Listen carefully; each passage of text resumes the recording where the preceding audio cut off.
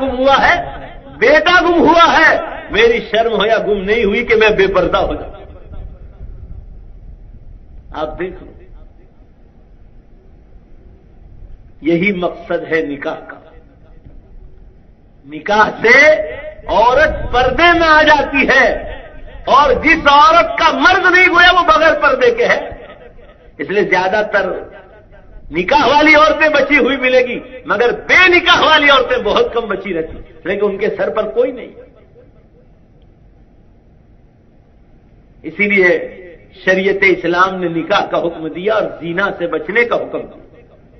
قرآن پاک میں اللہ نے ارشاد فرمایا فَانكِحُوا مَا طَابَ لَكُم مِّنَ النِّسَاءِ مَثْنَىٰ وَثُلَاثَ وَرُبَاعَ.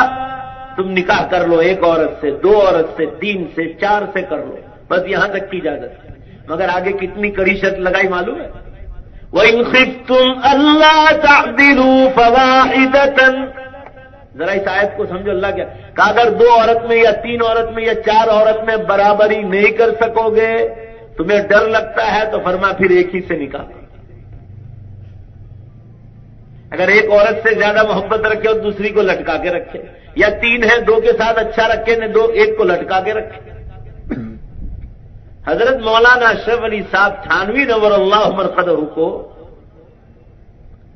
پہلی بیوی سے اولاد نہیں تھی. کتنے بڑے بزرگ ہیں مسلمان. تو آپ نے اولاد کے خاطر دوسرا نکاح فرمایا، اور آپ کی دوسری بیوی کا ابھی چند سالوں پہلے انتقال ہوا پاکستان میں. یہ دونوں کے ایک ہی ساتھ گھر تھے تھانہ بھون میں، یو پی میں، مگر کتنی برابری کرتے تھے معلوم ہے آپ کو؟ ایک دن ایک صاحب دو تربوز لے کے ہدیے میں آئے. وزن بھی دونوں کا ایک ہی برابر، دونوں کی قیمت بھی ایک ہی تھی.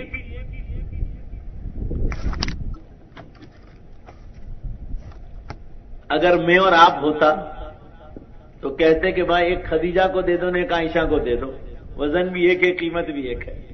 اگر مولانا تھانوی رحمت اللہ علیہ کی نظر تو دیکھو، قرآن میں ہے برابری کرو.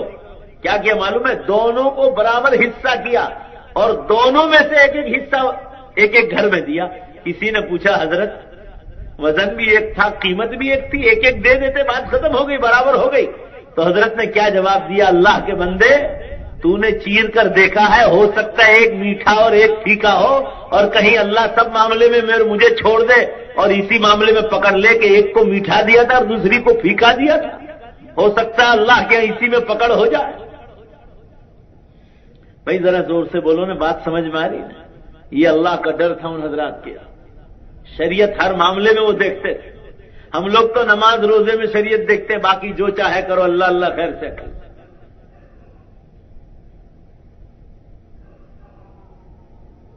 کچھ لوگ نماز روزے کرتے ہیں، بیویوں پر ظلم کرتے ہیں. کچھ بیویاں نماز روزے کرتی، شوہروں پر ظلم کرتی. ہم لوگ نماز روزے کے آڑ میں جو چاہے وہ کرتے ہیں، اور شریعت اس کا نام ہے کہ جو اللہ کا حکم جس موقع پر آ جائے بس اس پر عمل کرنا.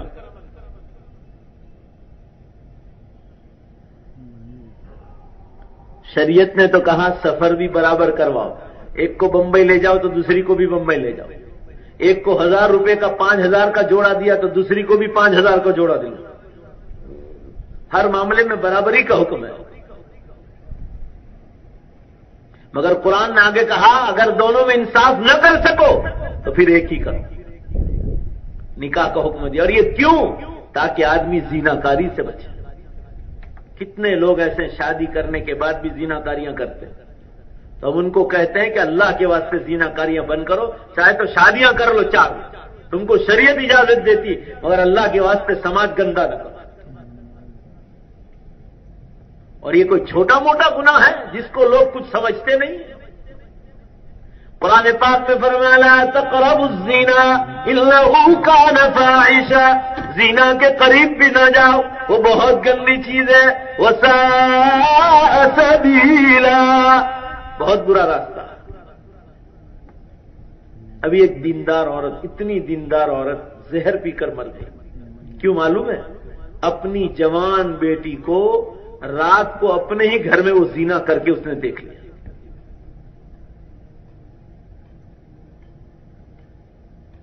اور کون معلوم ہے؟ نام نہیں بتلا رہا ہوں میں آپ کو، جس لڑکی کا کینیڈا انہوں نے رشتہ کیا تھا اپنے گھر میں، اور وہ بیچاری سے بار بار یہ سہا نہیں گیا، بالآخر ماں بیٹیوں میں لڑائی ہوتی رہی، بالآخر اس نے ایک دن جو ہے شوہر کی غیر حاضری میں گھونٹ پی لیا۔ یہ کتنی بری بات ہے، اور لوگوں کو کچھ خبر نہیں کہ ان کے گھروں میں کیا ہو رہا ہے۔ 8ویں کلاس میں پڑھنے والی سے لے کر کالج اور یونیورسٹی والیوں تک ٹوٹلی 99% کے پاس موبائل دے رکھے لوگوں نے، شہروں میں خاص کر کے جا کے دیکھ لو، اور ان لڑکیوں کے موبائل کو چیک کر کے دیکھو تو اتنی گندی چیزیں ملے گی کہ شاید لڑکے لوگ نہیں رکھتے، اور باقاعدہ ٹیلی ویژن پر اس کے پروگرام بتلائے جاتے ہیں عورتوں کو بگاڑنے کے لیے۔ وہ دیدی نام کی ایک عورت مر گئی، اس کے دھندے یہ اخباروں میں اس کے بارے میں اس کے مرنے کے بعد، تو میں نے تو رپورٹ پڑھ کر حیران رہ گیا کہ وہ سیریلوں میں یہی بتلاتی تھی کہ شادی شدہ عورتیں کس طرح بگڑ سکتی، ان کو بگاڑنا ہو تو وہ راستے بتلاتی، اور لوگ گھروں میں ٹیلی ویژن لا کر اس کو دیکھتے تھے، اس کی سیریل ہے۔ میرے عرض کرنے کا منشا یہ ہے مسلمانوں، اسلام نے نکاح کا حکم کیوں دیا؟ اسی لیے دیا کہ زنا پر روک لگ جائے۔ رسول اللہ صلی اللہ علیہ وسلم فرماتے ہیں جب معراج شریف کا سفر ہوا تو اوپر اللہ نے 7 آسمان اوپر جنت میں لے گئے، اور جنت ہی میں رہ کر زمین کے سارے 7 پردے ہٹا دیے اللہ نے، اور آپ کو جہنم بتلائی گئی اوپر سے کہ دیکھو یہ جہنم میں ایسے ایسے عذاب ہے لوگوں کے۔ تو حضور کو جیسے آپ نے ٹی وی پر پردہ ہٹتے دیکھا نا، ایسے جہنم کے وارڈ، نماز چھوڑنے والے، زنا کرنے والے، بیاجو کاروبار کرنے والے، غیبت کرنے والے، ہر قسم کے گنہگار کا الگ الگ وارڈ ہے وہاں۔ اللہ پاک میری اور آپ کی جہنم کی آگ سے حفاظت فرما۔ تو حضور کو بتلایا اوپر سے کہ یہ ایک وارڈ ہے، تو حضور فرما رہے میں نے جبرائیل اور میکائیل سے پوچھا کہ جبرائیل اور اے میکائیل آپ میرے ساتھ ساتھ ہو، یہ جہنم کا یہ وارڈ جو ہے یہ کن لوگوں کے لیے؟ اور حضور نے دیکھا ان مردوں پر عورتوں کو اللہ نے ننگا کر دیا اور اوندا لٹکایا ہے جہنم کی آگ میں۔ ان مردوں پر عورتوں کو جہنم کی آگ میں اوندا لٹکایا۔ حضور صلی اللہ علیہ وسلم نے پوچھا ہے جبرائیل میکائیل ذرا بتلاؤ تو صحیح ہے کن گناہوں میں پکڑے گئے؟ حضرت جبرائیل اور میکائیل نے کیا جواب دیا معلوم ہے آپ کو؟ ذرا دھیان سے سننا اور پھر اس سے انداز لگانا کہ زنا تو بہت دور کی بات ہے۔ حضرت جبرائیل اور میکائیل نے بتلایا اللہ کے رسول یہ ہر امت کے وہ لوگ ہیں جو لوگوں کے گھروں میں جھانکا کرتے تھے، مرد عورتوں کو جھانکتے تھے اور عورتیں مردوں کو جھانکتی تھیں، خالص گناہ کی نیت سے۔ فرمایا یہ گناہ وہ آنکھوں سے کے جو زنا کرتے تھے اس کی وجہ سے جہنم کی آگ میں اونڈے لٹکا ہے۔ تو مسلمانوں زنا کاری کا عذاب کیسا ہوگا وہ تو سوچو۔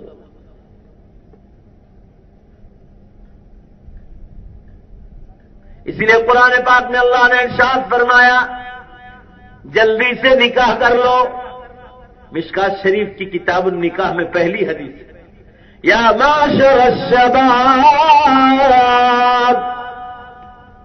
اے نوجوانوں کی جماعت، من استطاع منکم الباءۃ فلیتزوج،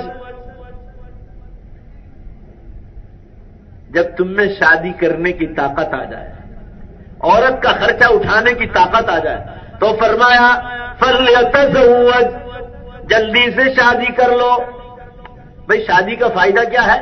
فرمایا فإنه أغض للبصر وأحصن للفرج، یہ تمہاری نگاہوں کی حفاظت کرے گی اور تمہاری زنا کاری سے تمہاری شرمگاہوں کی حفاظت کرے گی۔ دیکھو یہ نکاح کا اللہ اکبر کتنا بڑا پیغام دیا کہ نکاح کا یہ فائدہ ہے، تمہاری آنکھیں بھی بچے گی اور تمہاری شرمگاہیں بھی بچے گی۔ یہ قدرت کا نظام ہے، مگر کچھ 5% ایسے جن سے اللہ یہ توفیق چھین لیتا ہے کیونکہ ان کے دل ہی پہلے سے خراب ہے، شیطان ان پر مسلط ہو جاتا ہے، پھر شادی کے بعد بھی یہ لوگ یہ گناہ اپنے چالو رکھتے ہیں۔ یہ بدقسمت لوگ، ورنہ نکاح آدمی اپنی منچاہی عورت سے کرے